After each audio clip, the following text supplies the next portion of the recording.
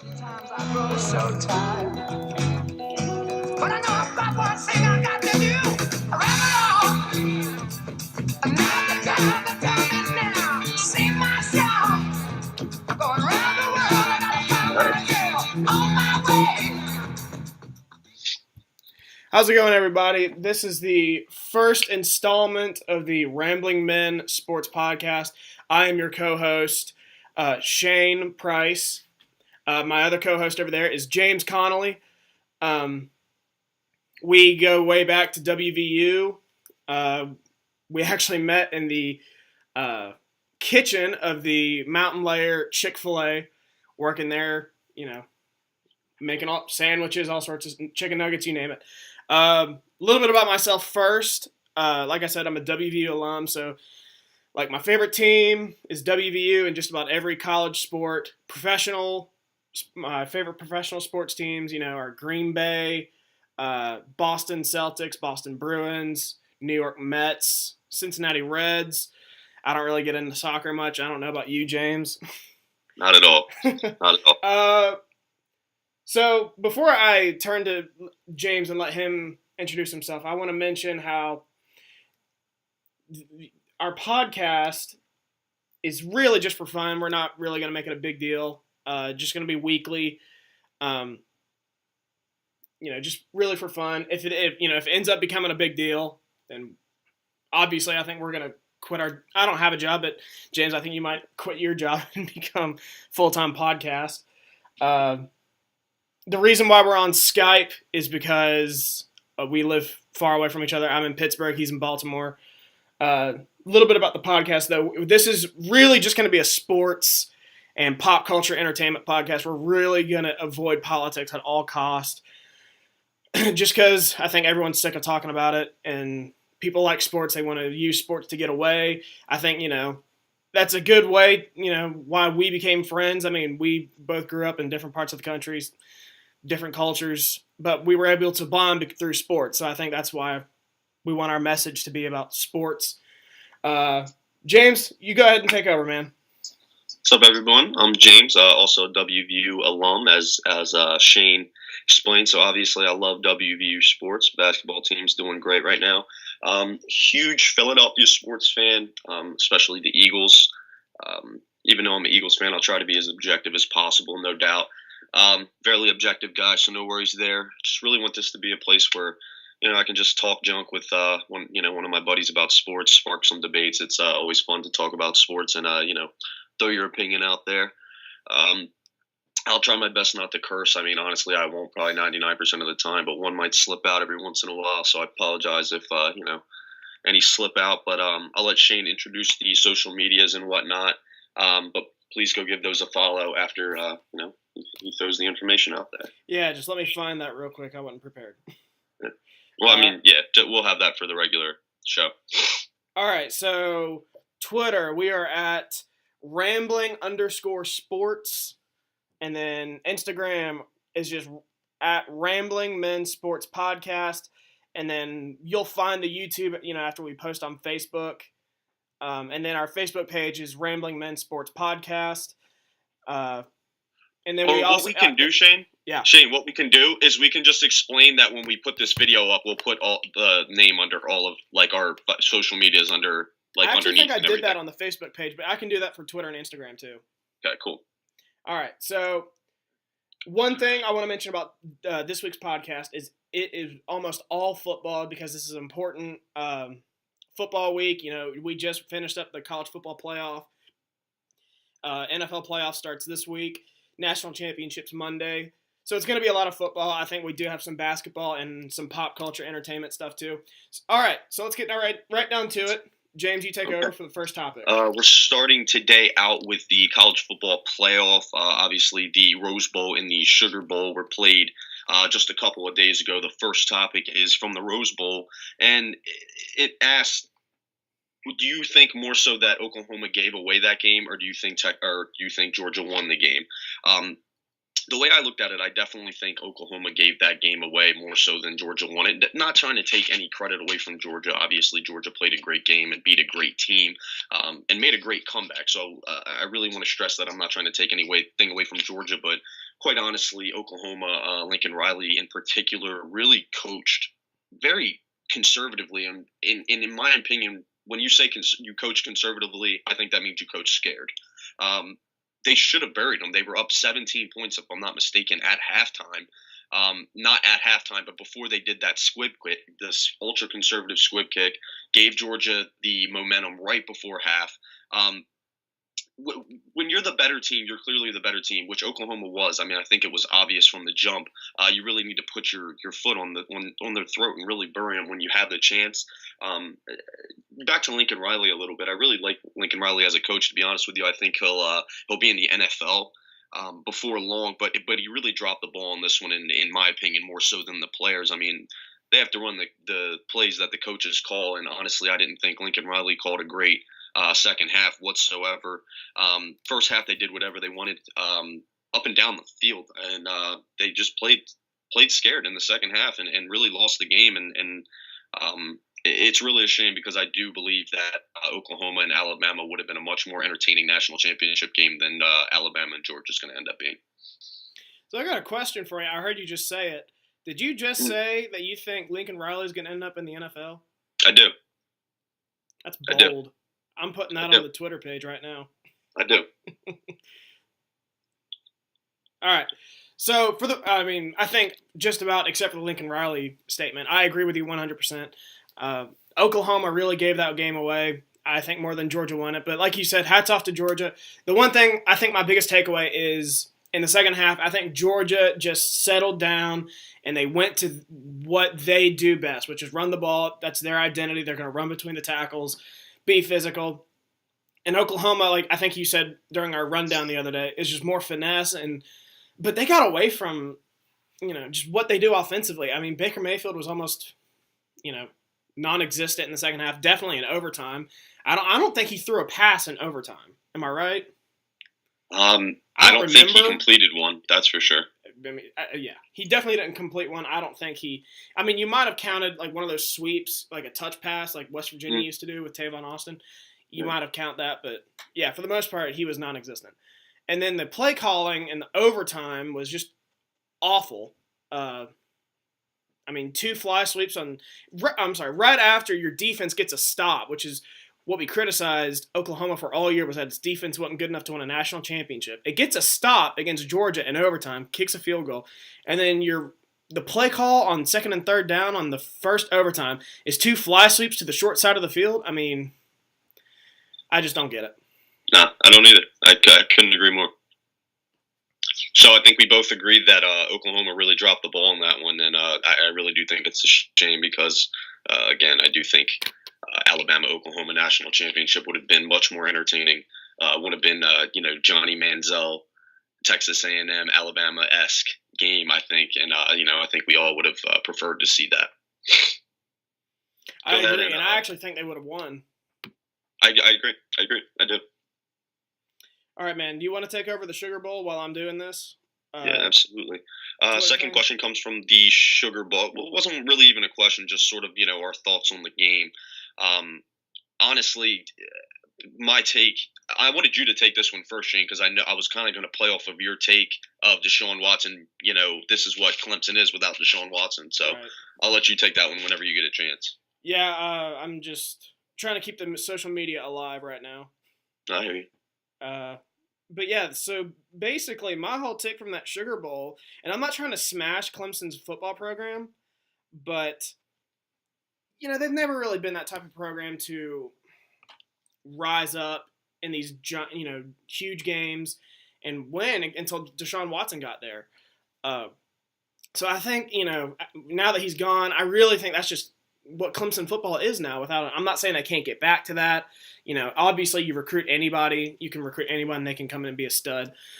But I just think that we need to come to the realization that Clemson's just not a legitimate, I think, national championship contender without a superstar quarterback. And Kelly Bryant, as good as he's been this year, he wasn't a superstar. I agree. Couldn't agree more. I do agree. Deshaun Watson really was Superman for them. Even Davo Sweeney's, been quoted as saying that. And really, to expect Kelly Bryant to even be in the same ballpark as Deshaun Watson was really a mistake and naive from the jump. I don't think Kelly Bryant will ever be what Deshaun Watson was.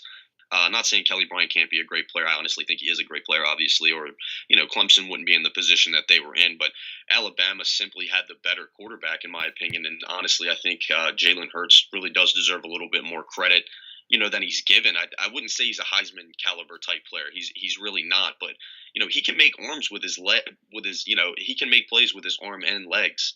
And he's done it on the biggest stages. He really has delivered when it's been crunch time, and that's really always been the mo of Saban quarterbacks. Maybe not in those top tier quarterbacks in the country, but always there to make the play when they need it. And I think Nick Saban knows what he's doing when he recruits these I wouldn't say middling quarterbacks, but they're never Heisman contenders. But it's he knows what he's doing, and Jalen Hurts I feel like is a great player for the Tide. I agree. I never actually thought I would say it this year, but because I did think Kelly Bryant was better than Jalen Hurts. But you're right, absolutely. When they were head to head in the game, Jalen Hurts was better. And I mean, I think we should give some credit to Nick Saban and his defense. Finally got healthy. Made plays, forced some turnovers. So made Kelly Bryant make some mistakes, which Deshaun Watson didn't do. Absolutely. So the next topic was just a preview of the national championship game coming up very soon here. Alabama Rolling Tide versus the Georgia Bulldogs, going to be an all SEC national championship game, which I'm sure the NCAA and the committee probably didn't prefer. Preferred us to spread the teams out in the national championship game, and they tend to get better ratings on TV. Considering these two schools are, in states touching each other right there in the Southeast. Definitely going to hurt ratings a little bit. I'm sure it's still going to be, a very watched game. But my prediction easily is Bama, and it's really not going to be close in my opinion. A freshman pocket passer, Fromm, as good as he is, he's not going to beat Nick Saban dinking and dunking down the field and handing off to Chubb and Michelle. With Saban with extra time, it's just not going to happen. As I was saying earlier, I do weirdly think that Oklahoma would have beaten Alabama in the national championship game if they get there. I think Mayfield he shows up. He really thrives off of the pressure like that. That's why I do think he will pan out in the NFL at one point. But yeah, I do think the final score will be something around 27-17. I do think it'll be a two-score game, but I do think Sony Michel is an X factor. I really think he can be an equalizer in this game. I watched him in that the semifinal game, the Rose Bowl, and he was just unbelievable. I mean, he's going to be a really good NFL running back one day, and I really do think he can equalize that game a little bit and be an X factor if he has a big game. But I definitely have Alabama winning, and I don't have it particularly close. I agree with you. I can't see a freshman pocket passer knocking off Alabama. But to what you said about an all SEC national championship, for some reason I'm actually looking forward to it. It's two fan bases that are within 2 hours of Atlanta. That place is going to be rowdy, especially with Georgia, essentially the home team. And student versus teacher and Kirby Smart and Nick Saban. It's two teams that really match up well with each other. Both pro-style offenses, smash-mouth defenses. It could be entertaining, but I'm with you. I think Alabama will win, and I'm not sure it's going to be close. I'll say Alabama like 27-17. I think Georgia will keep it within 10 or 12, but like you said, I think you said multiple possessions. I think it might be just 10 to 12, 13 points. I agree. Okay. So now we are moving into some debate questions / poll questions, staying in college football.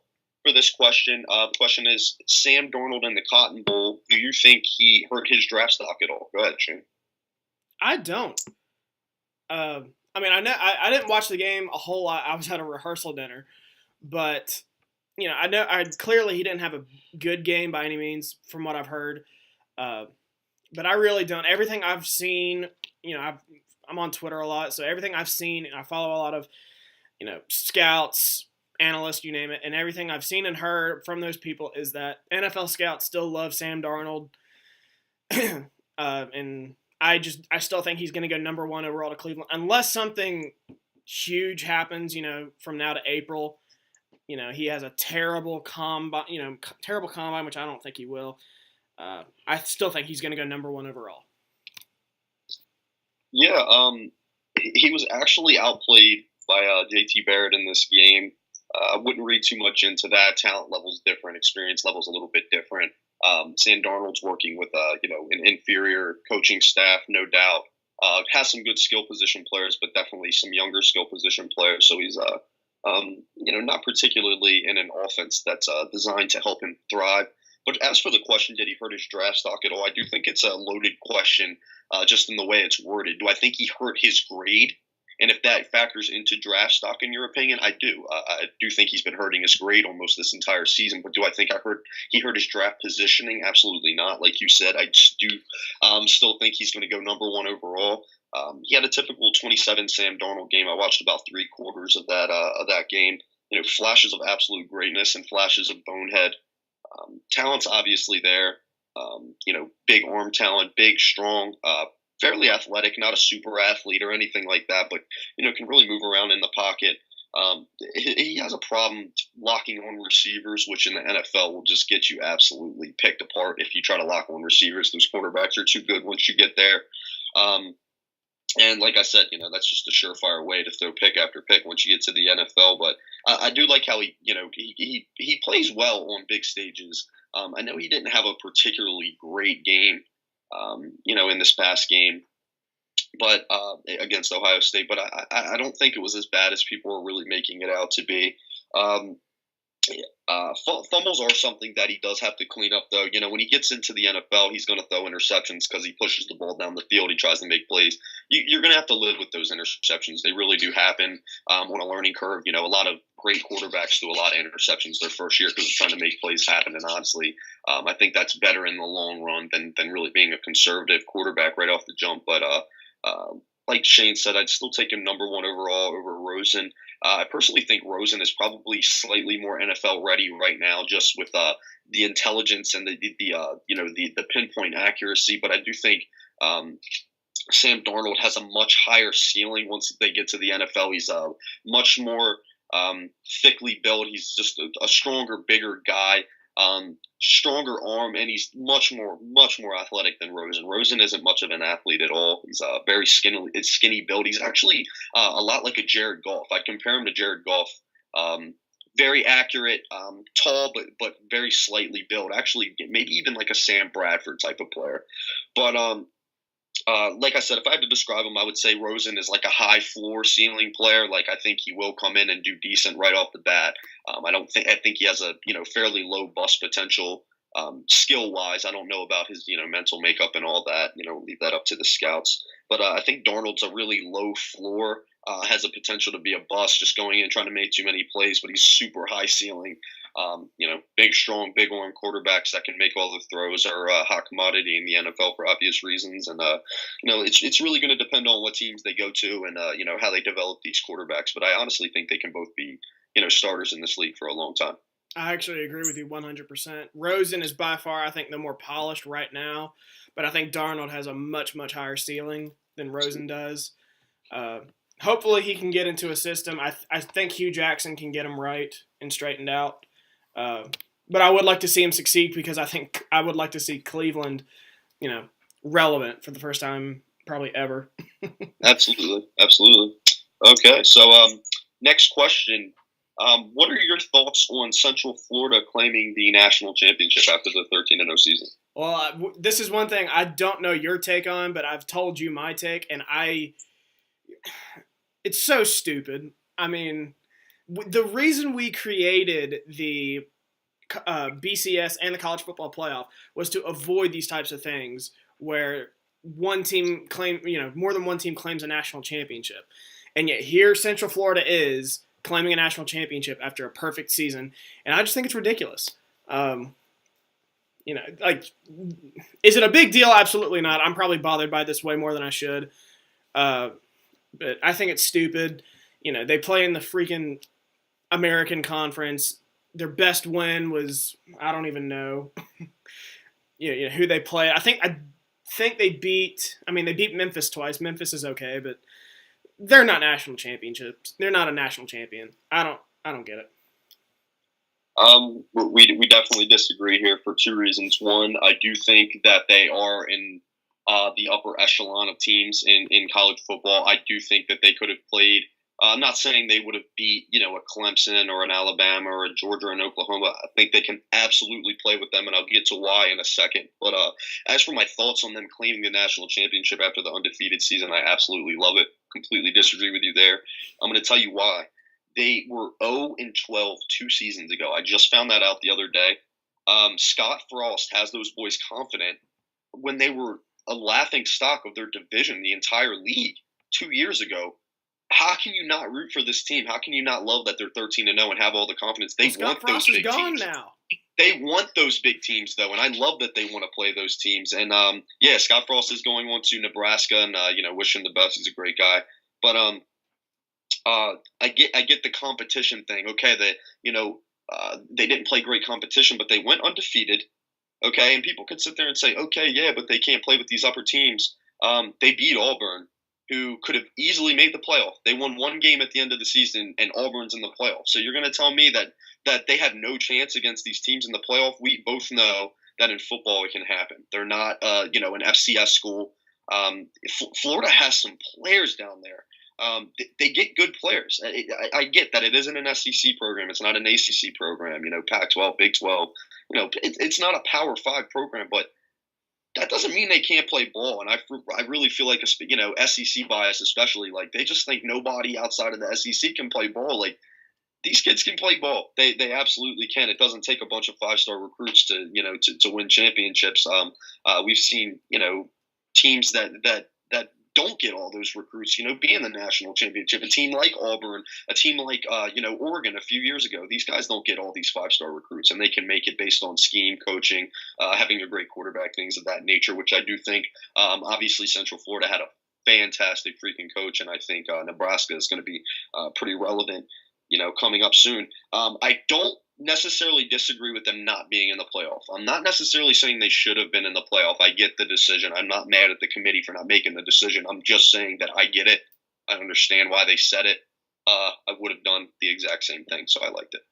I actually do agree with you there with that last point you made. I do think Central Florida was the real deal. I think they could have played with just about anybody in the country. Did they deserve a shot? I really don't think so. And I'm not a fan of expanding the playoff to 8 teams to give a team like that a shot. Colin Cowherd. You can't add games to a season at this point. We know how dangerous football is, especially in the NCAA when these kids don't make a dime for this. They're making their universities in the NCAA billions of dollars, and they have to go out there and put their neck on the line for an extra game. So those guys can make extra money. I disagree. If anything, and I'll get to this later on in the video / podcast here. We need to shorten seasons. It's ridiculous how long the seasons are. It's a money grab by people who aren't playing and putting their bodies on the line in football in particular. All right. Moving on to the next question. I'll let you take the reins on that one, Shane. Go ahead. All right. So moving on, I think we've done all we can with Central Florida. If my iPad will work, you go ahead and take this over, man. For some reason, the budget's not coming up on my iPad. No problem. Just talking thoughts on Rich Rodriguez, former West Virginia coach. He was at Arizona, if I'm not mistaken, right, Shane? Yep. Arizona coach being fired due to sexual harassment allegations. I'll take the reins on this one first, I guess. Number one, screw Rich Rod. Just the WVU fan in me, all sexual harassment allegations aside. But two, I believe with due process, I don't believe anyone should just be, assumed guilty, but with due process, anyone that's found guilty of, sexual harassment, especially in the workplace, in particular, especially somebody in a position of power like Rich Rod at a university, should just be handled immediately. Women should be able to go to work without worrying about, what is this guy going to do and say to me today? It's absolutely ridiculous. It's ridiculous on the street, but like I said, in the workplace in particular, and especially with everything that's just been coming to light, in Hollywood and everything like that of late, there's just simply no room for it, in society, in the workplace, especially at an institution of learning like a university. So I definitely agree with him being fired if the allegations are true, and I definitely believe that will probably be the case, coming forward. I'm with you. This isn't. I don't know everything what happened here. I don't know the entire scoop, but it's definitely not a good look. I'm with you though. Rich Rodriguez has always been a scumbag. We're both West Virginia fans. We can't stand him. But that aside, I mean, this is just a terrible look. And you mentioned it, but we've seen this kind of thing already happen in Hollywood and Washington, D.C., and these women coming out. And it hasn't really touched athletes in sports just yet, but I really think this could be the beginning, of a meltdown in sports. It's disgusting, honestly. And like you said, innocent until proven guilty, so we don't know for sure. This is all just allegations, but it's definitely disgusting right now. Absolutely. I agree more. Okay. So I'll take this one over since you took the last two. I got it up now. So we're going to get away from football or sports in general just for a little bit. Our next topic is we've had some pretty cool recent experiences. I actually went to, when I was in Birmingham last week for my best friend's wedding, I went to a place called Top Golf. And I had a fantastic time. Anyone who hasn't been, it's basically just a driving range. They have these kind of giant holes in the driving range, though, where you can play games. So if you hit it and, get it into one of these giant holes, you get a certain amount of points. So it's different than just your regular gripping it and ripping it type of driving range. And then if you hit the back wall, you get like 50 points. I never made it that far. But then the other cool thing is that you have like Sports Center on a TV on one side. And then, you can order food, alcohol, you name it. So I had a great time at Top Golf. If they want to be a sponsor of this podcast, I'd be all for it. Just a fantastic time. And I recommend anybody, if you get an opportunity to go to Top Golf and, hit some balls, absolutely do it. Yeah, that sounds sweet. I'm definitely going to have to check that out. I'm pretty sure there's one in DC, so when it gets a little warmer than how it is outside right now, I'm gonna have to go check that out. But I actually went to a Wizards game, my first NBA game the other night. I've been to pretty much every other sporting event. I've been to a bunch of NFL, MLB, even NHL games. I'm not even like the biggest hockey fan in the world, but I've been to a bunch of NHL games. And first time I ever went to an NBA game, awesome. It was Wizards versus Knicks, right over there in DC. First of all, Porzingis has just fallen off recently. Apparently, in the past 6 or 7 games, I mean, he just hasn't been doing anything. I was watching him play. Just had a bad game in general. I will tell you, he is absolutely fluid as hell for being 7'3". It's unbelievable how he can move and shoot for being that lanky and tall. But I also want to tell you all something else. Bradley Beal might be the most underrated player in the NBA. He was balling out there, boogieing on people, and he's really been doing it the past couple seasons, and I feel like he's just been flying under the radar, and I really got to see that firsthand the other night. I also wanted to throw in, I watched Good Will Hunting for the first time yesterday. Are you kidding me? First time in my whole life, and I must say it was definitely as good as advertised. Oh my gosh. I'd recommend it to the 10 people on the entire planet who probably haven't seen it at this point. I really hate the Boston accents, but I think they're so funny. I was honestly giggling the whole movie just because of how thick they were. No, it's fantastic. That's probably one of my top 5 favorite movies. After the scene in the bar, when the guy they have a freaking intellectual battle about the books and shit, and the dude turns to the girls and he's like, "My boy's wicked smart." Yeah, I was just about to say that line. My boy's wicked smart, huh? My boy's wicked smart. That shit was so fucking funny. No, dude, that's one of my top 5 favorite movies. I can't believe you haven't seen it yet. Dude, I loved it. It was so good, yeah, but I never seen it, and so I saw it, and that was also pretty cool. But getting into pop culture, just a couple of things that I've watched recently. And I got a question about this. You have Black Mirror. I didn't even know what that was until I was on Netflix and saw it. So I was like, oh, I guess it's a Netflix show. So basically, do you know what the Twilight Zone is, Shane? Sort of. Isn't that kind of weird? So experiences. basically, every episode's its own thing. Like, you can turn on any random episode of Black Mirror, so go watch it. Like, just look for the one that has, like, one of the coolest summaries. But basically, it's like a Twilight Zone, but it's based on how, like, technology is developing and how that's going to, like, ruin society and stuff like that. So, for example, the episode I watched in season 4 the other day, the husband, basically, you have, like, this thing implanted in your brain to where you can replay back all of your memories with this little device. And basically, this guy figures out that his wife is having an affair just because he, like, keeps rewinding back and, like, looking at her facial expressions when this other guy's in the room and everything, and he kind of figures it out, and he drives himself crazy. And they're all kind of like that, how, like, technology is, like, getting so advanced that it's going to ruin us. And I found out the other day why they call it Black Mirror. I never even really thought about it. If you look at a screen when it's black, it's a black mirror. Like, look at your phone without it. You know what I mean? Yeah, you're That's right. a black mirror. And I was like, damn, that's really cool. Like, I thought that was really cool. Also, so go give that a watch. Like I said, you don't have to watch it, like, consecutively or all the way through. Like, they're each individual shows, so it's really cool. You can just, like, watch a couple episodes and pop out. Really weird. I mean, super weird. But definitely worth a watch right there on Netflix. And secondly, I don't know if anyone's seen it yet. I mean, I'm sure a lot of you have. It was a pretty popular movie, but it was awesome for what it was. I mean, obviously a movie with a bunch of little kids and a clown can pretty easily be corny, but they did a really good job. The dude who played it was really freaky. It has the kid Mike from Stranger Things in it, and he's freaking hilarious in the movie. He'll have you laughing the whole time, so I definitely recommend watching both of those. I haven't seen that yet. I don't do horror movies. I don't like them. I'm a wuss. But yeah, so for me, I have, in terms of entertainment, I've been watching a lot of TV shows.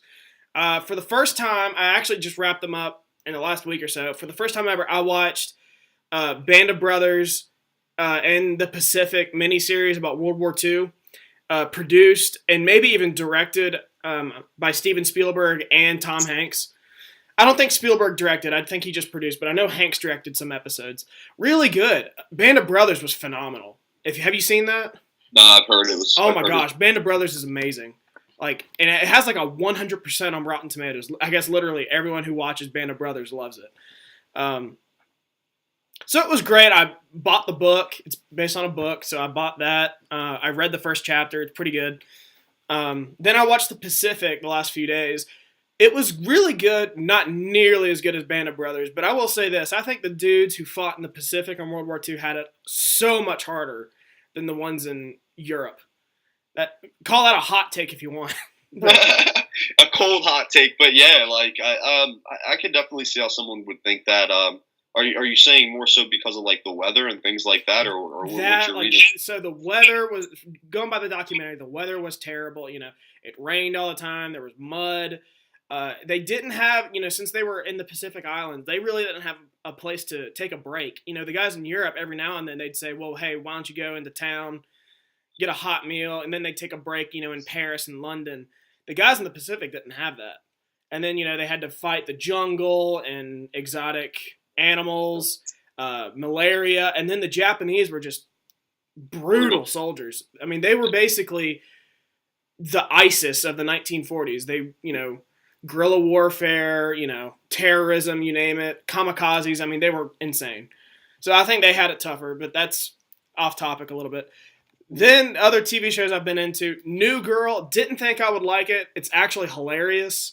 Bob's Burgers, a little goofy, but I like it.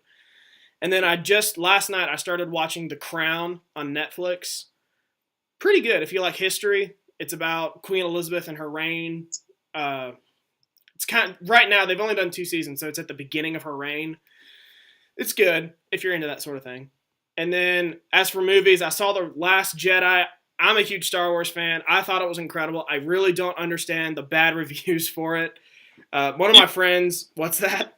People hate it. I don't get it. I thought it was awesome. It's getting great reviews, from critics. One of my friends, though, didn't like it, and he sends me stuff all the time about how, like, the science of it doesn't make sense, in space and stuff. And I said, dude, it's a sci-fi. Who cares? Yeah, it's science fiction.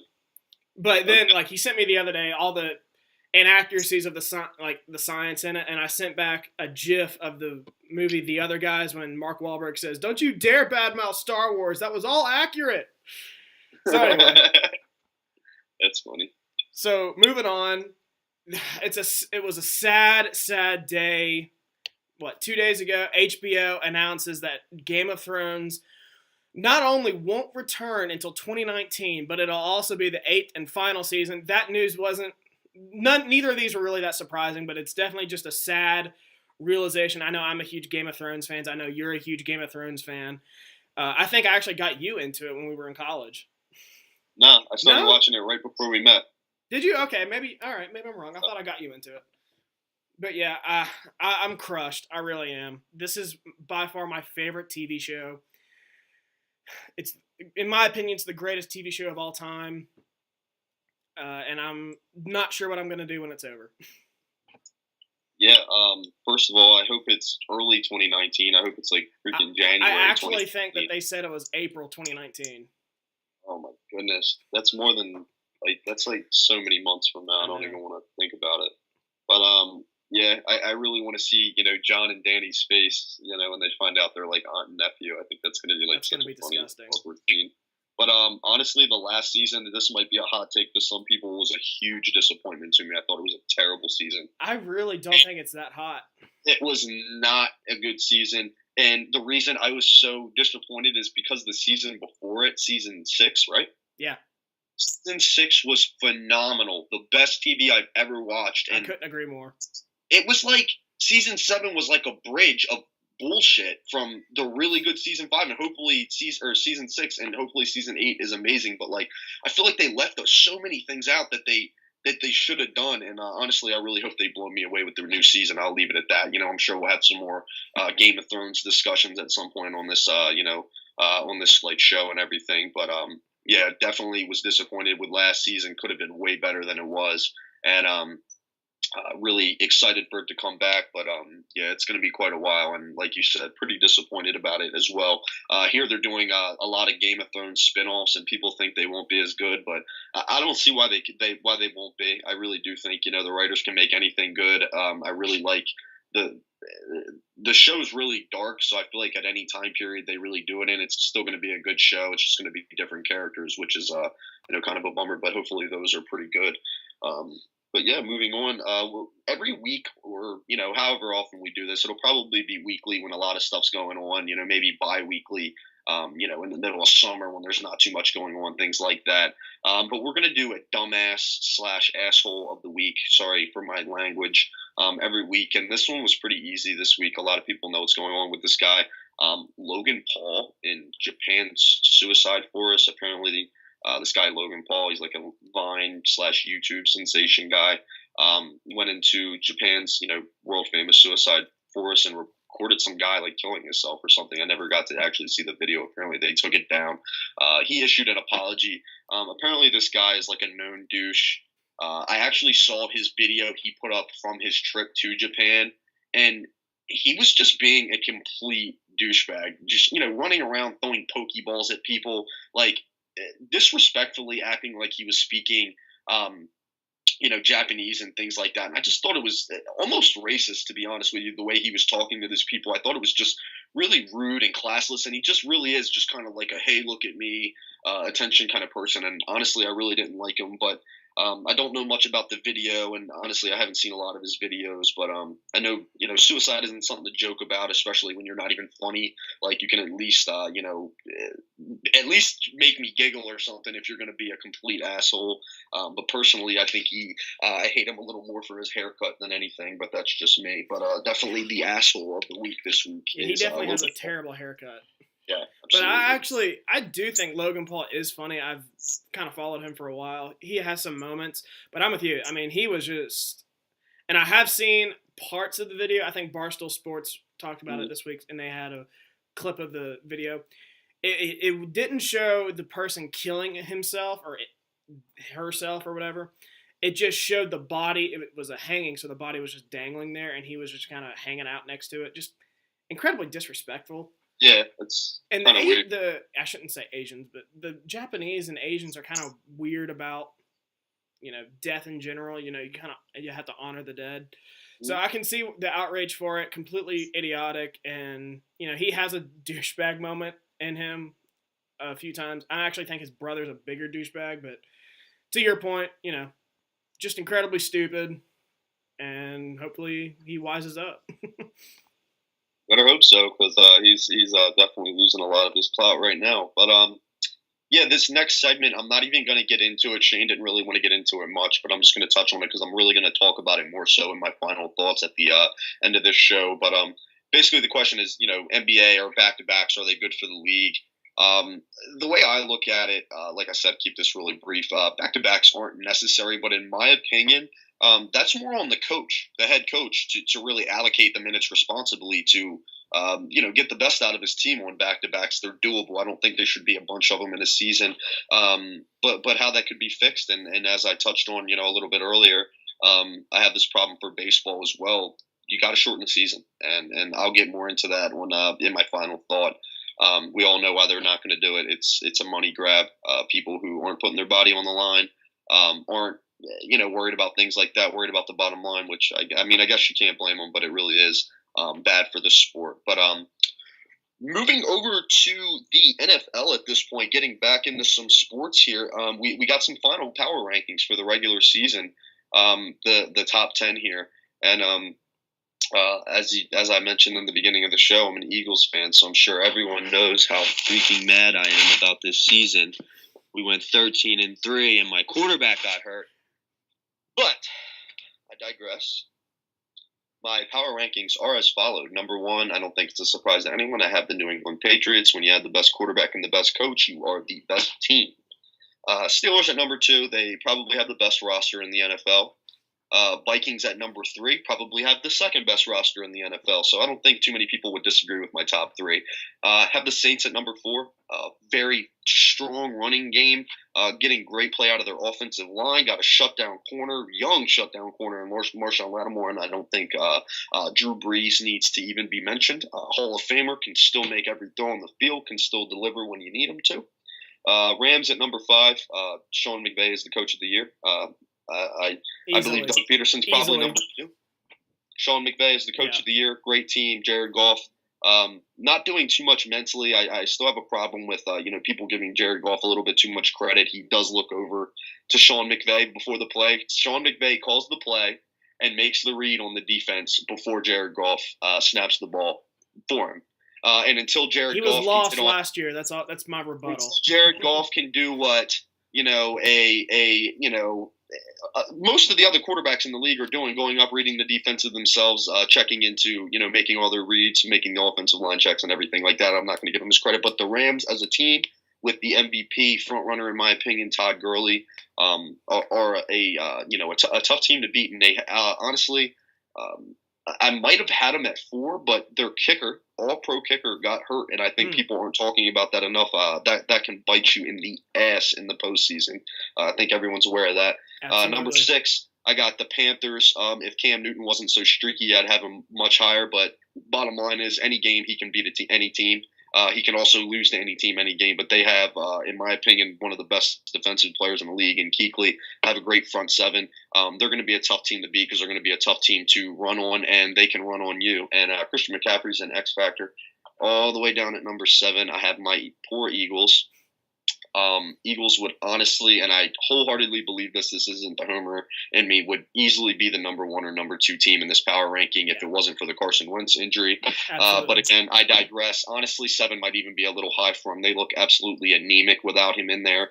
I still think the defense is going to play tough at home.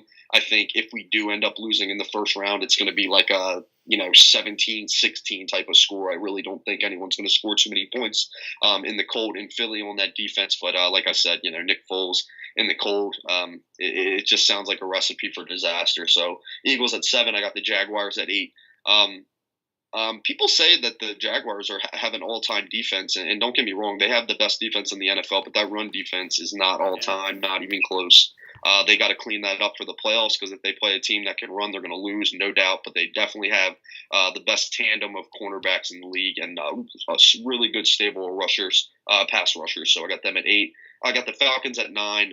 Falcons got the same freaking team as last year. They just lost Kyle Shanahan. They still have the ability, to turn it on any given week and beat most teams. And then number 10, the round out, I had the Chiefs, who are actually hot. I got a hot take on them later on in the show. But yeah, that's my power rankings right now. Yeah, I'm gonna piss while you're explaining yours. I'll be right back. Yeah, I actually think you have the Eagles way too high considering Carson Wentz is out. But actually, our top 5 was exactly the same. But I'll get to that later. I'm going to start from the bottom up. Number 10, I have the Jaguars. Probably would have been higher, but they lost that game to Tennessee last week. Tennessee's not very good. And I'm not even sure if Jacksonville sat starters. I don't think they did, and still lost the game. Number 9, I have the Los Angeles Chargers. Really good team. I really think they could have made some noise in the postseason if they had made it, but they're not. But I still have them in my top 10. Number 8, Carolina. This team could make a Super Bowl run, but Cam Newton has just been far too inconsistent. I've posted it on my blog today. He actually has he's posted a passer rating of 71 or below 9 times this season. That's awful. I mean, plain and simple. And then at number 7, I have the Falcons. This team, like I said, similar to the Panthers, this team could make a run, but they've been incredibly average the last few weeks. Matt Ryan has not been very good.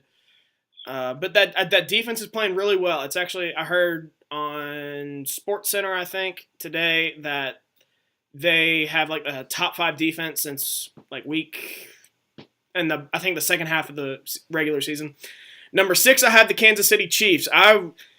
Like everybody else, I think I wrote off on this team a few weeks ago. They've won 4 in a row now. They look red hot. I don't think they'll make a ton of noise in the postseason, but they could give New England trouble maybe in the divisional round if they make it. But I don't really see them making a Super Bowl run. And then our top 5 was exactly the same. Rams at number 5, really good overall roster. Jared Goff has been really good this year. Sean McVay, coach of the year, really good team. Could make a Super Bowl run. Number 4, the Saints. I think, honestly, the Saints might be the most complete team in the NFL this year. Underrated offensive line. Drew Brees at quarterback. Sean Payton, head coach. Really good run game. Defense. I mean, who would have thought we'd be talking about New Orleans' defense this year? But I got the Saints at number 4. Vikings at number 3. Really good roster, but I just can't see Case Keenum making noise in the playoffs. Pittsburgh, number 2, really good team, but they're really just second to the Patriots. And then obviously number 1, New England Patriots, like you said. Tom Brady, I'm an Aaron Rodgers guy, but Tom Brady is without a doubt the best quarterback in the league right now with Rodgers out. So they got to be the best in the league. What are your thoughts?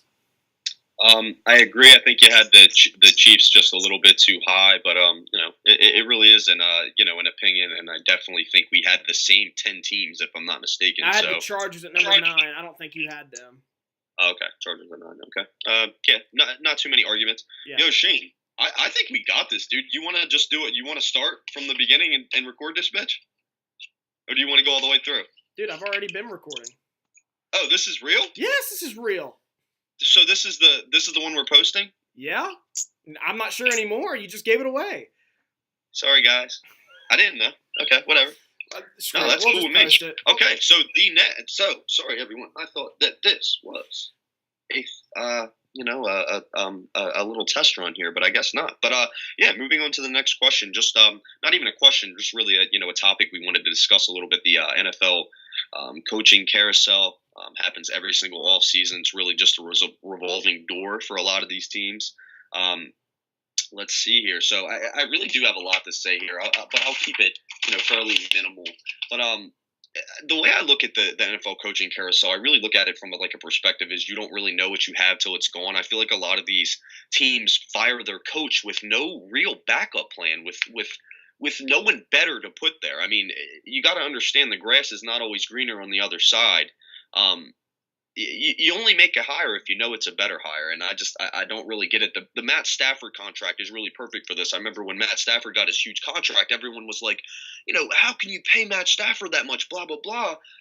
you have to pay what the market dictates, and the market dictated that, you can't get rid of a Matt Stafford. No, he's not a top 5 quarterback, but is he a damn good quarterback? Absolutely. And the problem was his contract was up, and you had to pay the man, because if you didn't, somebody else was going to. And that's just that kind of the way I look at it for this.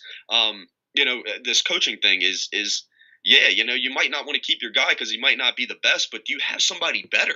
And if you don't, then you can't fire your guy. And I think in the Detroit example, again, I think Caldwell, I think we could all agree that Caldwell isn't a world burner as a coach, but do you think they're going to hire somebody who's better than Jim Caldwell? Let's be realistic, because I don't. And I know you as a Packers fan know how dysfunctional the Lions are, that I know you think that they're probably not. But I think, again, Caldwell isn't a great coach. I don't think anyone would argue that, but you have to have a plan. And I think the Lions' lack of a plan over the last, freaking 6 decades is the reason they are what they are. I mean, I may have fired Caldwell, like I said, but only if I had someone better to replace him. And like I said, my bet is, that's not the case for the Lions. I could almost, I'd almost put money on that one. So we'll see who they hire. I think they should hire someone like a McDaniels. I think McDaniels could go up there, especially if they grab he's been linked to every job. What'd you say? I said he's been linked to every job. I think he interviewed with the Giants today. Everyone saw what McVay did in LA, and that's what everyone's going to try to emulate. And Peterson, for that matter. Let's be honest. I mean, they saw these offensive-minded coaches come in, and if you have the right quarterback, I really think the Giants would benefit from hiring Josh McDaniels and getting a really good, quarterback. Number 2 overall in the draft. But hey, real quick, I want to ask you something. Yeah. So I got to take real quick. This wasn't on our budget, but what do you think? So I think we can both agree that the top guys out there for head coaches are probably Josh McDaniels, Matt Patricia. Who's the guy in Kansas City? Nagy? Is it Mike Nagy? Do you know? Yeah, special teams coach. I thought he was a quarterback's coach. No, offensive special coordinator. Coach. All right. Well, I don't know, but those 3 are probably the top guys. What do you think about like Sean McVay? He kind of came out of nowhere last year, and the Rams hired him. What do you think of me saying like a Jim Bob Cooter from Detroit, or I should have looked this up beforehand, but the guy, the offensive coordinator in Minnesota, I can't remember his name. What do you think about those 2 guys potentially getting a landing spot? I think it's Shermer. Is Pat Shermer? Yes, that's his name. Offensive coordinator. Yep. I obviously think they're going to get chances whenever a team has a good season, like a Philly or an LA or a Minnesota. Your coaching staff's going to get rated. So whatever team had a good season last year, look at their coordinators. Those will probably be who the next head coaches are. It doesn't mean they're going to be head coaches. That's just sort of how the head coaching carousel goes. Honestly, in my opinion, as good as a lot of these head coaching candidates are, in my opinion, this might be a hot take for some people. I think Matt Patricia is the best one. I'm going to tell you why. I just found this out the other day. He's coached offense and defense on a Bill Belichick staff for the past 10 years. Wow. How many people can say that? Who would be a better head coach than somebody who was coached on the defensive side of the ball under Bill Belichick and the offensive side of the ball under Bill Belichick for an entire decade? He's going to know he's going to know how to assemble a staff. He's been in an organization that does it perfect every year. I think he is an absolute perfect head coaching candidate. He looks like one. He's kind of intimidating. When I look at Josh McDaniels, this might be a little superficial, but I just don't see a head coach. And I honestly, the same thing could be said for Sean McVay, and I would have been wrong there. So that doesn't necessarily mean something. But when I see Josh McDaniels, I see like a Chip Kelly, just like a little guy who like just knows about football, and like, I don't know, it's more of like a scheme thing. Whereas like Matt Patricia, I feel like he could get the dogs to play for him. I really do. I feel like people would want to play for that man. He'd get them wild up. That's my number one coaching candidate. I would love if my team got Matt Patricia. And to be honest with you, I think he will go somewhere like. He interviewed for the Giants too. I wouldn't be surprised if he goes to the Giants. I actually heard a rumor the other day. I know I'm going to touch on this a little bit later as well. All the drama going on in New England right now. I heard Bill Belichick to the Giants is a weak link right now, and God, I hope that doesn't happen. I think he'll do retirement before he goes to the Giants. But real quick, I just got some breaking news here. Ron Rivera signed to a contract extension, 2 years worth $15.5 million. Great move by Carolina. Great head coach. Yep. Yeah. Got it. You got to extend him. Okay. Yep. Cool. Next question, sort of still tied into the the coaching thing and everything. Is John Gruden actually a good hire for the Raiders? This question really depends a little bit. Is it a good hire? Yes, but it is a vastly overrated one, first of all, and a absolutely terrible contract.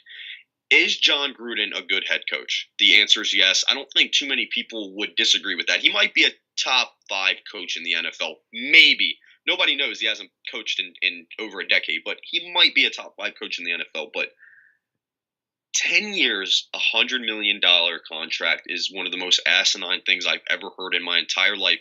There's 2 coaches in the NFL who have been coaching that long so far. One of them is Bill Belichick, the GOAT, and the other one is the joke, Marvin Lewis. No one else has lasted 10 years. In the NFL, it's not an if, it's a when you're going to get fired. You don't hand somebody a decade of your franchise and $100 million. You don't do it. I don't care who it is. I wouldn't give it to Bill Cowher if he came back. I wouldn't give it to any of them. None of them deserve a 10-year, $100 million contract. Yeah, absolutely. Like I said, Gruden is probably an above-average coach, maybe cracks the top 5 or 6 coaches, but we don't even know. Hasn't coached in so long. But let's say for a second that he is the top 2 or 3 coach in the NFL, because he's not better than Bill Belichick. I'm going to tell you that right now. Let's say he was the top 2 or 3 coach in the NFL.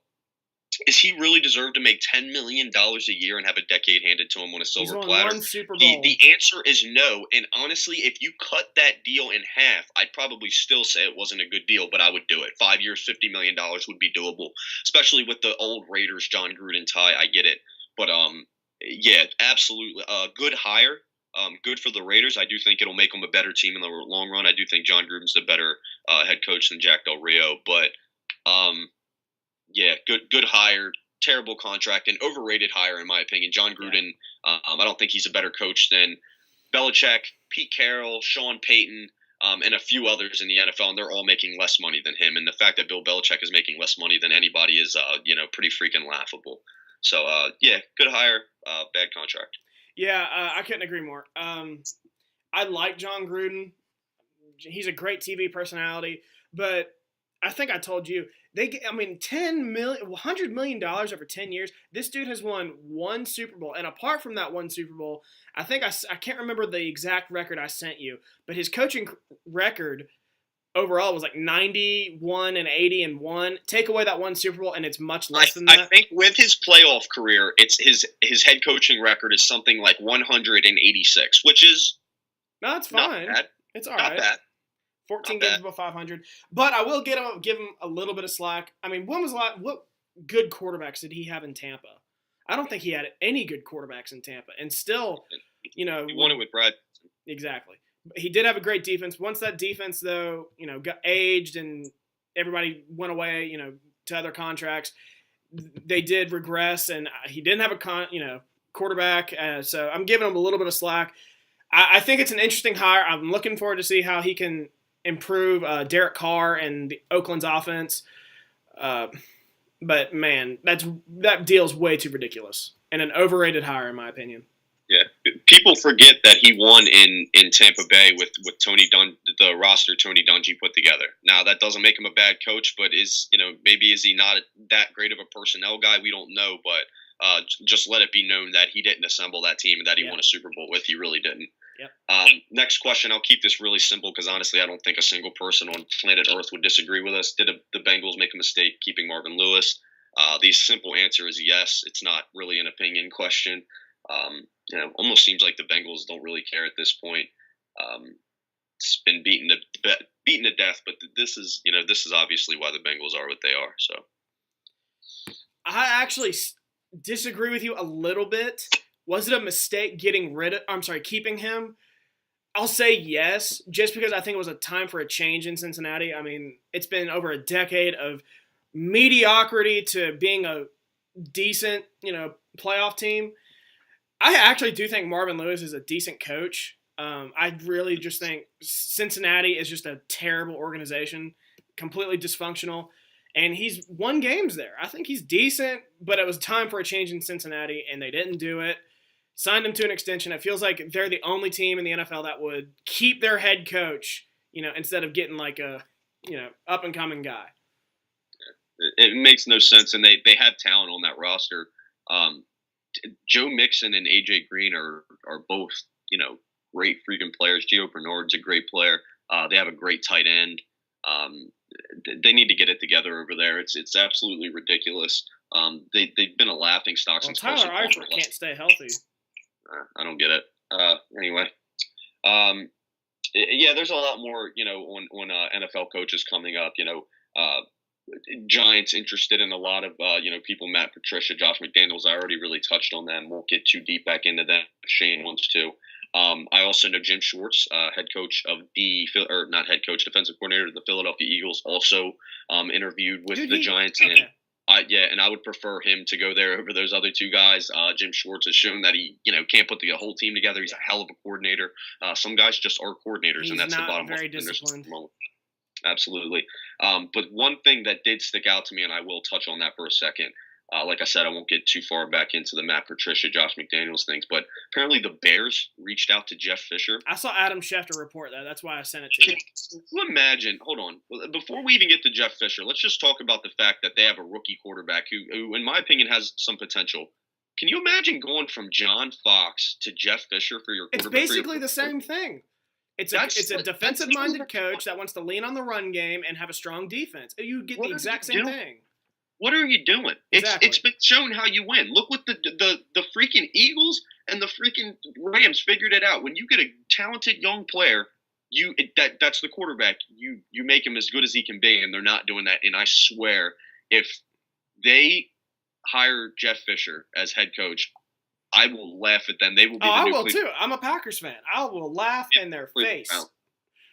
But anyway, I didn't want to get too far into that. I just wanted to touch on the Jeff Fisher thing. If you had anything to say about any, the coaching things coming up. I really hope. I mean, I'm saying this just as a football fan. I hope Chicago and Indianapolis make the right decision. Maybe even the Giants make the right decision and hire an offensive-minded guy, a Nagy. I'm pretty sure he's the offensive coordinator in Kansas City. We are not sure about that yet. McDaniels, you're right about that, but their special teams coach is also a hot head coaching candidate. I'm not sure of his name right now. I'm pretty sure Nagy's the offensive coordinator, quarterbacks coach, whatever. I really hope Indianapolis, the Giants, who's the other team, Chicago, make the right decision. Those teams are going to have a young quarterback. Chicago's got the Trubisky. The Giants will likely have either Sam Darnold or Josh Rosen. And then who was the other team I mentioned? The Colts have Andrew Luck. So make the right decision. Get an offensive-minded guy. If the Colts get Josh McDaniels, I mean, it could be over for the AFC South. Yeah, even Pat Shurmur. I'll take Pat Shurmur. I'm impressed with what he's done in Minnesota. I agree. I agree with everything you just said, and it's kind of a good segue into our next topic here.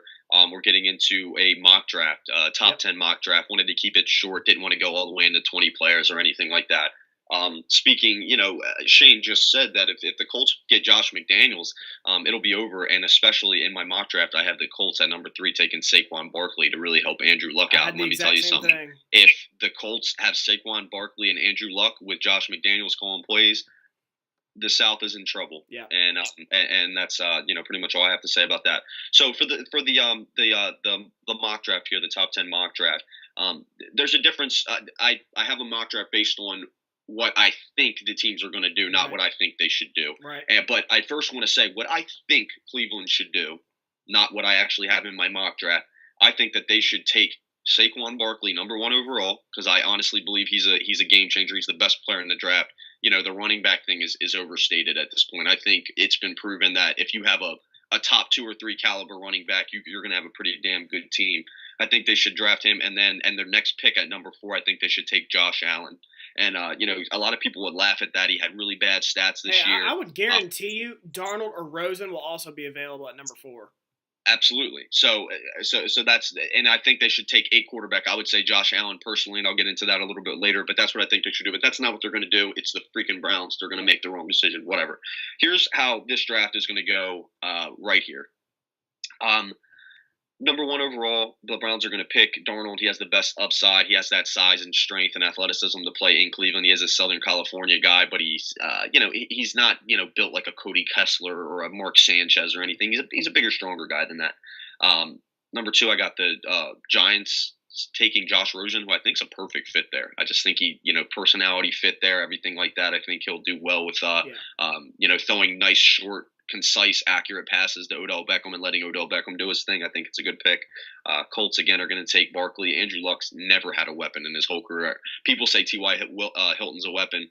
I think he's a number 2 receiver at best. I think people overrate him. I think it's a situation Andrew Luck made him look a little better than he actually was. I agree with that.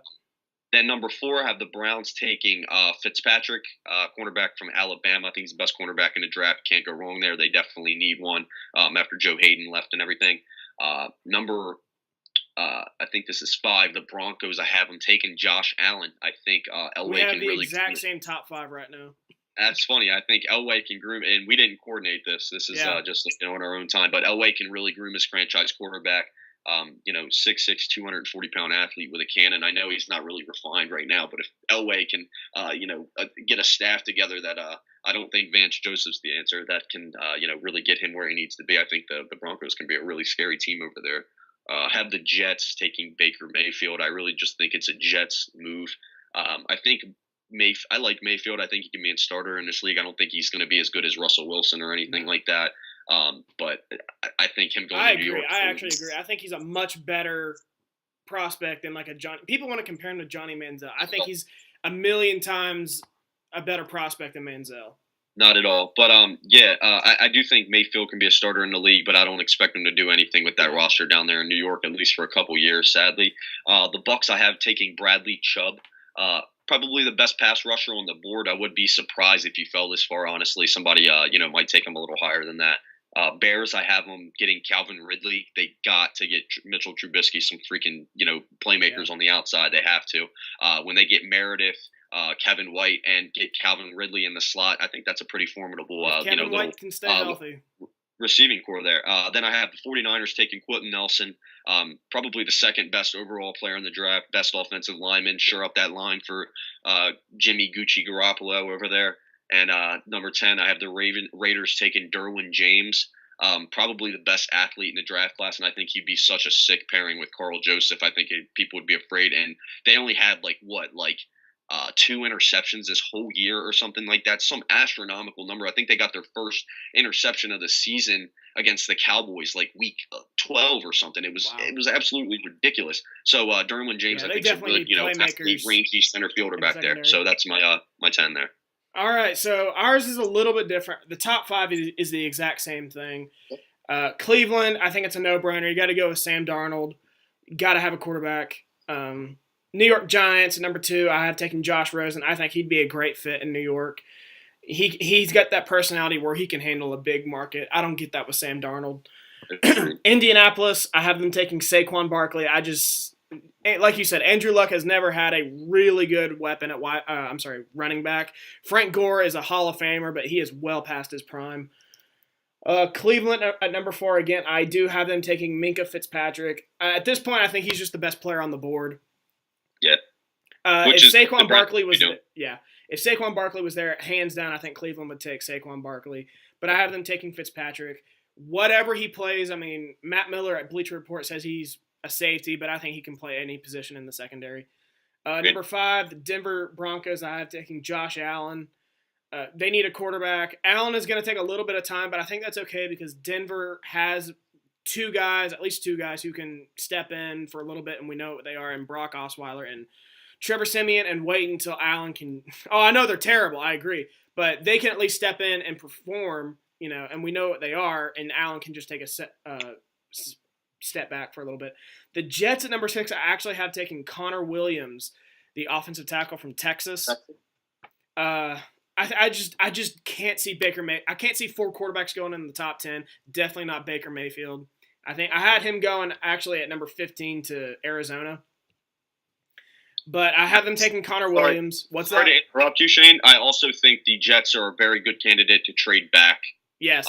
I definitely think they can grab maybe a Mason Rudolph or something like that. I think Mason Rudolph's going to New England. And I think a team like the Cardinals or something like that could trade up into that spot and grab a player like Baker Mayfield. Even Josh Allen if Denver passes on him. I can't imagine Denver will, though. No. But Connor Williams, I mean, the Jets' offensive line isn't really that good. Get a good left tackle, and Williams is that. Tampa Bay, I have the same as you, taking Bradley Chubb, the edge rusher from NC State. One of the top 3 or 4 players in this draft, and Tampa Bay needs a good edge presence. Number 8, Chicago. I think Chicago and San Francisco. You had Calvin Ridley to Chicago, and then Quentin Nelson to San Francisco. I actually have those flipped. Okay. Chicago, I had taken Quentin Nelson. They could use some help on the offensive line. Disagree with that. Okay. Well, it's not a terrible offensive line, but it could be better. San Francisco at number 9, I have taken Calvin Ridley. Got to get Jimmy Garoppolo some help on the perimeter. And then number 10, Oakland, I actually have taken Rashaan Evans from Alabama, linebacker. Really? Yeah. Is he hurt? Am I mistaken in that? I don't know. Now that you mention it, I'm not sure he played in the Sugar Bowl, so maybe. Okay. But they could use a middle linebacker. I like that. I have a hard time seeing Derwin James, even though he's had a down year, fall out of that top 10. I think he's going to be safety, though? I think he's going to be a great NFL safety. He's a freak athlete. I think he's a better version of Jabril Peppers, even though he didn't play running back in college. Who cares if he played running back? He plays defense now. I think he's a better Jabril Peppers, who went in the first round. Okay, so I only got a few more things here, guys. Almost done. I know we've kept you on here long. If you're still listening, or if you're listening at all, we just got a few more questions here. Going to give our opinions on them. The first question is, which team in the wild card round do you think is most likely to make a Super Bowl run? We both have the same answer here, if I'm not mistaken. I have the Saints. Yeah. Easy answer. They got the QB, got the running game, got the coach. As I said earlier about the Patriots, that's how you do it. And they got the running game over there. Great scheme. It'll really take them far. I think the defense is overperforming. I think that might be the only reason they might take a step back in the playoffs. That might happen. But I definitely see the Saints making a good run. I agree 100%. Sorry, I was getting the poll question ready. New Orleans, I think, is the clear-cut favorite. Just Hall of Fame quarterback in Drew Brees, Sean Payton, head coach. They both won a Super Bowl. We know what they can do. For the first time ever, I think Drew Brees has a excellent run game behind him, and he has a really good defense. This team is going to be dangerous in the postseason. How about this, though? Anyone else you think can make a Super Bowl run in the wild card round? The Chiefs. I'll agree with that. Because I feel as though, first of all, they're hot. Second of all, they have, I know Alex Smith isn't a world burner, but he's been there. He's done that. They have a good running game. They have a terrible defense, but honestly, we've seen what they can do against the Patriots. As long as they don't play the Steelers, who own them, I can see them making a little run. I don't expect it to happen, but can definitely see something like that. How about the Rams? I just don't see it happening. Scheme tends to break down in the playoffs when it gets cold and things like that, and things start falling apart. And I do think the Rams, though they have a really good roster, are very, very dependent on a scheme more so than talent at this point. Could be wrong there. Could be completely wrong. Just sort of my opinion. And I do see, actually, you'll see later on, I actually have them losing in the wild card round this weekend. Yeah, that's right. I'm very curious to hear you talk about that. I will give you guys a nice, a nice good answer for my picks there. But how about the Falcons? What about them? Do you think they can make a run? No. Yeah, I don't either.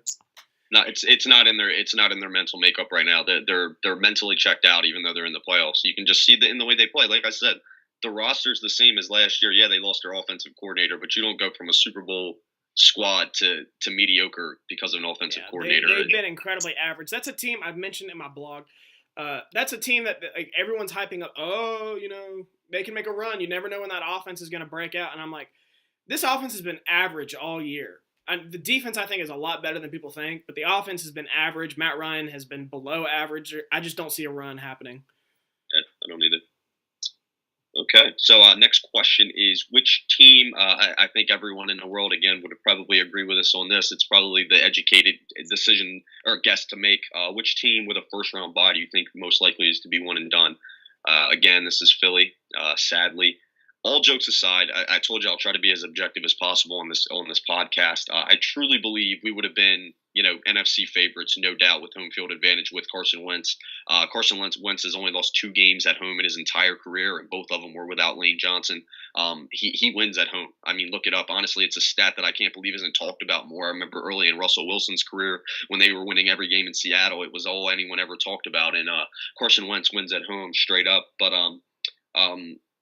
basically, without Wentz, they're a good team with no QB, with a pretty good defense, and you don't win Super Bowls with that. Philly can play D, but they're not an all-time D, and I really wouldn't be surprised to see Philly lose by like 10 in the divisional round if they play somebody like the Saints. I can see the Saints just pretty much having their way with them. So for some reason, I actually think Philly's going to give. Because that's the way I have the bracket going, is New Orleans heading to Philly. For whatever reason, I think Philly's going to give New Orleans a hell of a game. They are. Philly, The Link's going to be rocking, brother. Believe me. They win in Philly. We haven't lost it at home all year except for that fucking Cowboys game that we sat starters in. Like, we don't lose at home. Even last year when our team wasn't that good, we were 6-2 at home and 1-7 on the road. So they win at home. They're a tough team to beat. They're going to be a tougher out than I think people give them credit for, but I do see them losing pretty early. Definitely don't see them getting past the NFC Championship, no matter who they play. Right. I agree with you. The Eagles, without Carson Wentz, are the easy answer to this question. Yep. What about second team? What second team do you think could be eliminated in the divisional round that has a first-round bye? I think they're both in the NFC. I think it's Philly and Minnesota. Yeah, I don't see the Patriots because the FC's weak. I don't see the Patriots or Steelers losing there. So it'd be Philly or Minnesota, but honestly, I don't see Minnesota losing either. But it definitely a higher chance than. Steelers. I have the same thing with Minnesota. I actually do have them winning a game in the playoffs. All right, so we got Super Bowl 52 picks. Is this Super Bowl 52? Or let's just do the wild card picks first. That's what I have here. Okay, wild card picks. I have Chiefs over Titans. I think Chiefs are a better team. Yeah, I think we have the exact same except one game. Mm-hmm. Jags and Bills. I think we could all agree on these. Just better team. Saints, Panthers. Saints beat the Panthers already twice this year, and I know there's the it's hard moniker. It's hard to beat a team 3 times, but hard to beat a team twice. Hard to beat a team 3 times. That's bullshit. It's not true. If you're a better team, you can beat them. I don't care what it is. I don't see Cam is like this. I don't see him showing. I really don't. He's just not. It's not what he's going to do. And lastly, a lot of people might disagree with me on this. I got Falcons over Rams. I'm going to tell you why.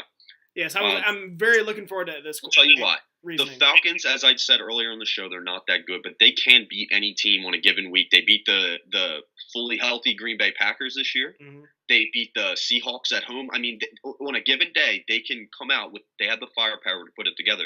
They're going to be playing in LA this weekend. They're a dome team. It's going to probably be 75 degrees and sunny. You're not going to tell me that they can't go out there and outshoot the Rams in one game. I'm not saying it's definitely going to happen.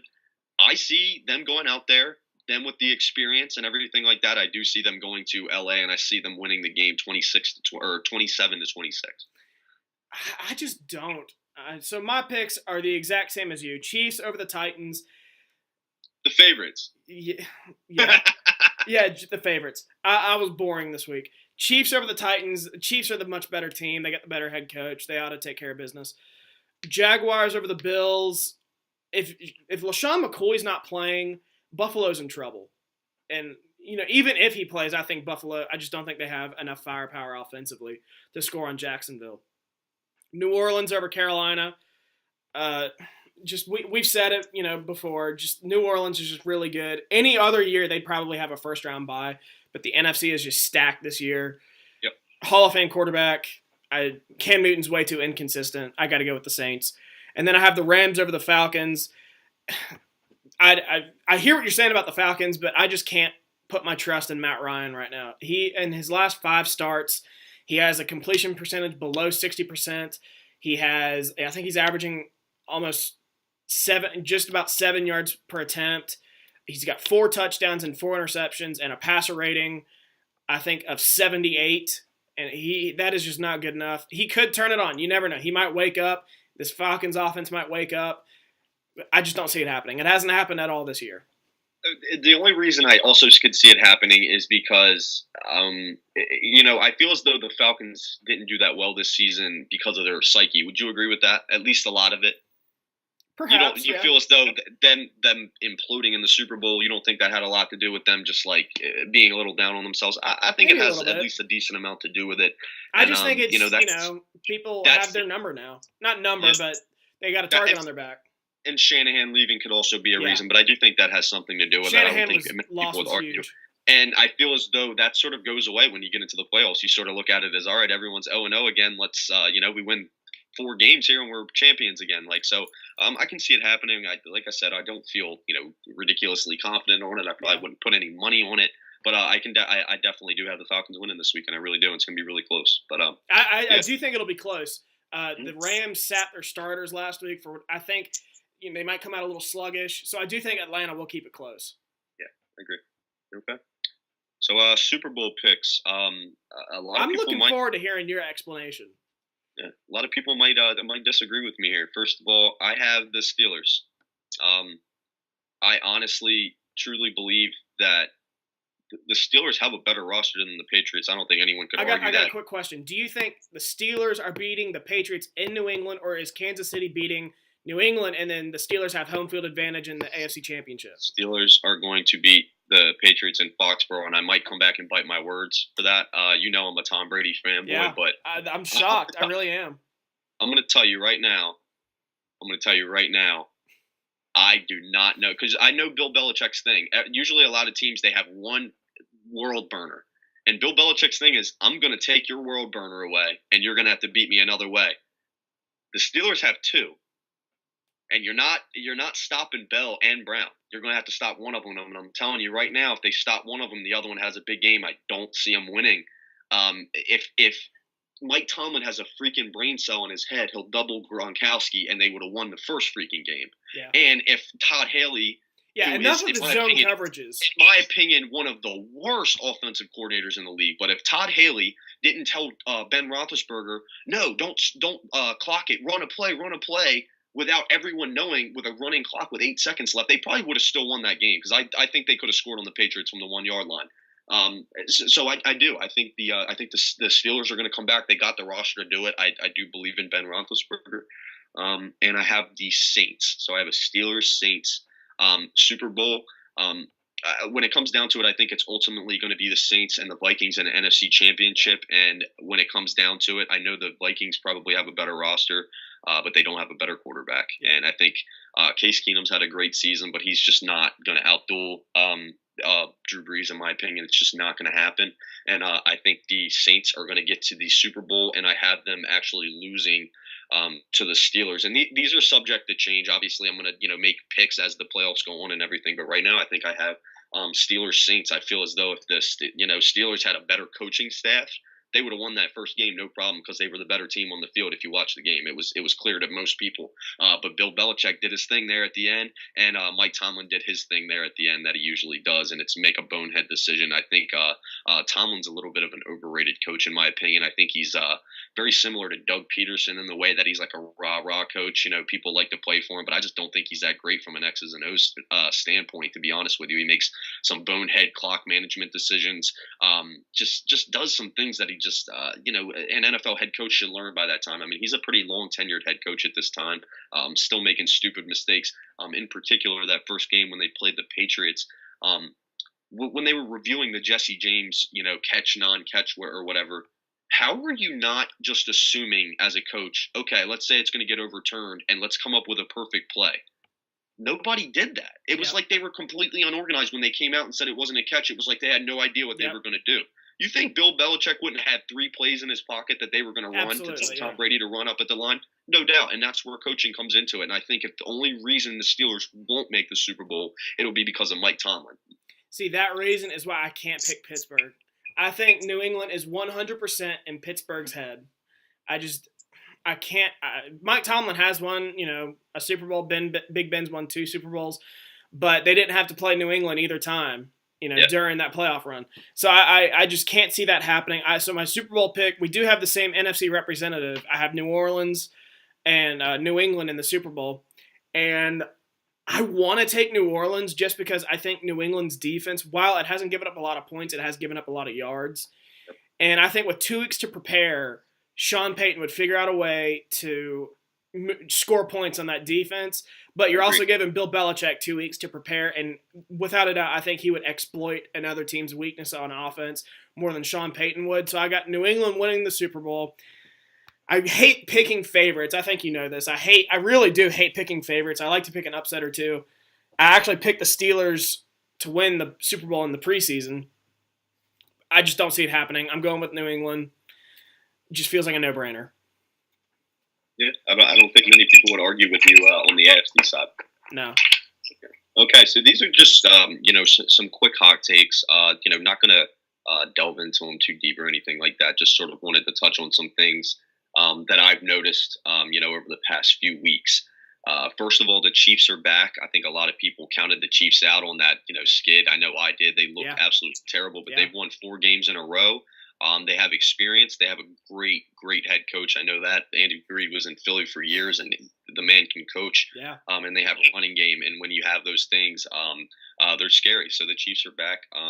Don't sleep on Carolina. And the reason I say that is when you can run the ball, and it doesn't matter if you can do it with your running back or your quarterback. The bottom line is, can you move the ball with your feet? They can do that, and they can stop the run. And when you can do those two things, which is another reason I think Philly has a fighter's chance. I do think they're going to lose first round by multiple scores, but they have a fighter's chance because they can stop the run and they can run the ball. When you can do that, you got a chance in a football game. Yeah, I'm with you on Carolina. If Cam Newton wakes up and plays well, that team could be dangerous. Exactly. And then lastly, I don't know if anyone saw this, but the Doug Peterson fiasco this week with not really closing the door on benching Nick Foles for this postseason for Nate Sudfeld. And I don't know if anybody saw Nate Sudfeld in that game against the Cowboys. Obviously, I'm not going to put a rookie quarterback from Indiana in the playoffs or anything, but the man looked good. He set a rookie record. I had never even heard of him until we were going over the budget. 6'6". He's got a cannon. He can make NFL throws. He completed over 80% of his passes with over 20 attempts against the Cowboys. I mean, he didn't play that bad. Right. So I honestly do think Nate Sudfeld's going to be the Eagles' backup quarterback of the future. I think he's decent athlete. He's the same size as Carson Wentz. I think he'd be a good player. You wouldn't have to completely change the offense for. Do you know how much longer Nick Foles is under contract?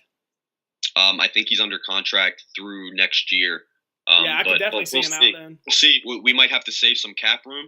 And if Nate Sudfeld has to come in for any reason and he plays well, we're going to cut the hell out of Nick Foles and save some money. And I think you might expect him to be gone after this year. Absolutely. So, so really, my only hot take, and I'm not saying it's going to happen because I don't, but I won't be shocked at all, honestly, if depending on how the bracket turns out in the playoffs, if every single team with a first round bye is one and done. If Kansas City wins this weekend and has to play New England, I won't be shocked at all if Kansas City won. If Jacksonville wins and has to go into Pittsburgh, Jacksonville already kicked the crap out of Pittsburgh in the regular season. I don't think that'll happen twice. I think Big Ben's going to be much better second time around. But I really won't be shocked there. I think Jacksonville is a dark horse to make a run. And then Philly, obviously, is a no-brainer. And then Minnesota, if Case Keenum doesn't show up, which who knows if he will or not, the Rams are going to score points, and hopefully, Case Keenum can keep up. I won't be shocked at all if they're all out. I agree with that. I wouldn't disagree with that at all. But yeah, that's really my only hot take. Okay. Well, we only got a couple more things here, guys. We just got something we call the Mountaineer Minute. Just going to, we probably won't even do this every week, but just want to touch on some Mountaineer sports here for a little bit because obviously we're some WVU alumni. First of all, I do want to say Will Greer's coming back next year. David Sills is coming back next year. We got a hell of a team coming back next year. Let's hope. I think that I truly, and I'm not just saying this again, I think WVU can make a run at a Big 12 title next year. Obviously, Oklahoma, TCU, the usual hitters are going to be, a tough out. But I do, if I'm not mistaken, I think the Mountaineers have their good schedule next year, and that's the schedule that they play all the good teams at home. Oklahoma and all of them are coming to Morgantown next year. TCU, Kansas State. There's another one. I can't remember the other one. Let me tell you something. Morgantown or the WVU can beat anybody in Morgantown because they go crazy over there. I can tell you that firsthand. And we should have, a top 1 or 2 quarterback in the conference. Will Grier, I do think, is going to go to the NFL. Another hot take, maybe, not even saying he's close to Aaron Rodgers, but he reminds me of Aaron Rodgers. He's deadly accurate. He's very small and slight, but he's actually pretty athletic. And I do think, he can go to the NFL and make some plays. I think he'll get hurt a lot. That Kansas State game last year alone, when he avoided pressure all day, he had the 2 Hail Marys. I'm telling you, he reminds me a little bit of Aaron Rodgers. Not saying he'll ever be that in the NFL. Right, I'm just saying, like, his style and his game reminds me a little bit of that. His body type is similar. He's not that big. He's not small, but he's not that big. Exactly. It's like 6'2", like 210 pounds. He's just like a slight guy. But yeah. So and then next I have the basketball team's been on fire. Actually today we played today against Oklahoma. If I'm not mistaken, right? Big game. Big game. Trae Young's been tearing it up. Yeah, go Mountaineers. We win that. I think we're already first in the conference, but we'll, put a nice little cushion up because I know Kansas has been, dropping the ball recently too. So, yeah, go Mountaineers. Hopefully we win against Oklahoma today. Who do you think wins tonight? Honestly, Oklahoma could beat us. Yeah. Is it in Morgantown? Yeah, it's in Morgantown. I First got conference game Mountaineers in Morgantown. probably by 70, 75, something like that. Yeah, I'm looking forward to Javon Carter versus Trae Young matchup. But WVU at home just feels right. I don't know enough about Oklahoma. I haven't watched them play. I just know Trae Young's been tearing it up. But I'll go with WVU too. Just Bob Huggins in Morgantown, huge game. I mean, when does Bob Huggins not deliver in a big game the last few years? But So touching on the football team, we returned 14 starters. Not only just 14 starters, we returned, I think I told you, 31 players from the 2 deep. That never happens. Yeah, Will Grier's coming back. We got our leading receiver coming back in receptions and touchdowns. We got a pretty good running backs coming back. And then I think I told you we return of the, 11 guys in the trenches and defensive front. We're returning 8 of them. Yeah, that's huge. I'm really trying not to get ahead of myself. I do it every year. Next year could be special. It really could. If the defense and young guys can develop. Everyone stays healthy. I agree 100%. Okay. So this is, going to wrap up the show here. We're always going to do some final thoughts at the end of the show, just some things that, we've thought during the week. I actually have 2. My first final thought, it's now that the story has actually come to light in the past few days, so it's not too much of a final thought anymore. But I'm going to tell you right now, Bill Belichick will not coach a single game for the Patriots. Without Tom Brady there. I thought you meant after this year. Bill Belichick is leaving when Tom Brady leaves at the latest. It's sooner than people think. And it's pretty obvious, and I'm going to tell you why. Colin Cowherd actually explained it perfectly. He got rid of Brissett for nothing. He got rid of Garoppolo for nothing. Giving away draft picks. It's obvious that Bill has no succession plan right now, and he apparently did not want to get rid of Garoppolo. So I'm telling you right now, Bill Belichick he's rubbing it in Bob Kraft's face right now for him siding with Brady over Belichick. And lastly, as I said, I'll touch on it again at the end. I really believe a lot of these seasons should be shortened. I'll try to keep it brief, but baseball season should be 100 games. Basketball season should be 50 games. Keep the numbers nice and even. The games will be much more competitive because every game, the less games, the more they mean. And I'm going to tell you that's what makes the NFL and college football so special.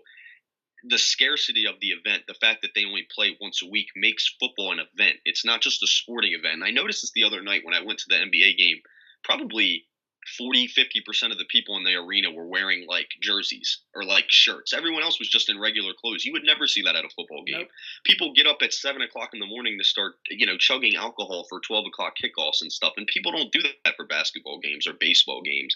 And the reason is it's because of the scarcity. It's an all day event. That's why Sundays are amazing during the NFL season. Mm-hmm. And if they shorten it, it makes everything matter. There's never going to be in the NBA. People take nights off. Literally or figuratively. Sometimes they're sitting on the bench, in street clothes, and sometimes they just play and they don't care. You'll never see that in college football or the NFL. Every game matters because there's not enough. It'll make for longer careers in the long run. A lot more will be at stake, and in my opinion, if you shorten the season, you can expand the playoffs. which would be cool in my opinion. Especially for baseball, I really do think baseball needs to expand teams. I really feel think like baseball has it perfect right now with 10 teams, 5 on each side, with the wild card game. It's hard to make it into the playoffs in baseball. Yeah. I mean, obviously it should be, but it's harder than the NFL and the NBA in my opinion. But NBA and NHL really need to, maybe not the NHL, but I know the NBA, because it's becoming so top heavy, needs to have like 4 teams on each side. Yeah, less money. It'll never happen. No. But if anything, they'll expand the freaking season. But yeah, that's my final thought. I really think they should shorten these seasons, make it more of an event. More so than just, a game tonight. Oh, I have a game tonight. No, this is the game. They should all be the game, in my opinion. And, with an 82 game season when, the good team, like you said, it's top heavy. So the good teams just take it. They don't even care what seed they get because they know where they're going. They know they can beat that seed ahead of them. We just rested during the season. So, just my final thought. Did you get a final thought written up? Yeah, I do. So, as a Green Bay fan, I want to talk about this. A lot of changes in the Green Bay front office. Just in the last week, in the coaching staff too, they fired their offensive coordinator, they fired their defensive coordinator, they fired 2 or 3 assistants. Ted Thompson's moving down the hall. He's no longer the GM. And I got to say, this is absolutely necessary. I'm looking forward to what this brings in store for Green Bay's offseason. They've wasted Aaron Rodgers' prime now since that Super Bowl run. I couldn't have been more ecstatic that they got rid of Dom Capers. But then they fired the offensive coordinator, so I'm like, oh man, now they're really cleaning house.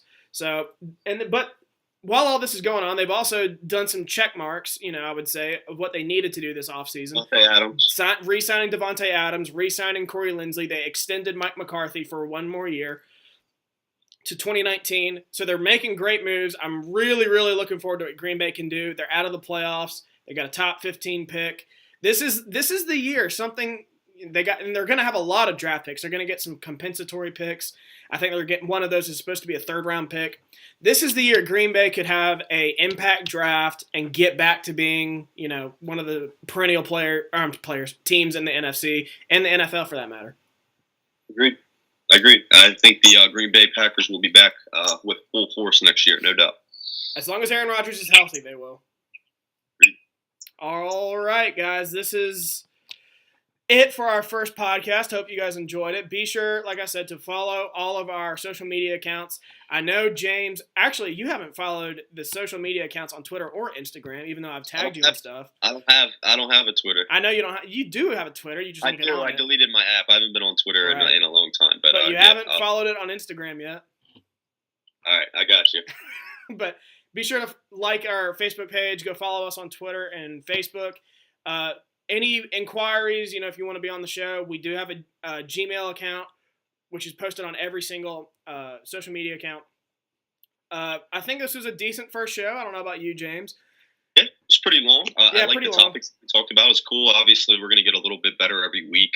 I'm not like a show host or anything, so I was honestly just talking some trash about sports today. But it was a cool first show. It was fun to do. I agree. And, we're just going to do this probably every week, maybe even bi-weekly, depending, once we get into the summer and there's less sports to talk about. But we're just going to do it that way for now because I think we're just getting our feet wet. Once we get in a rhythm, get our, feet wet, maybe around football season, we'll do it, more than once a week. Yeah. So, yeah. All right. Well, thanks for listening. And we'll be back probably next week. See you guys.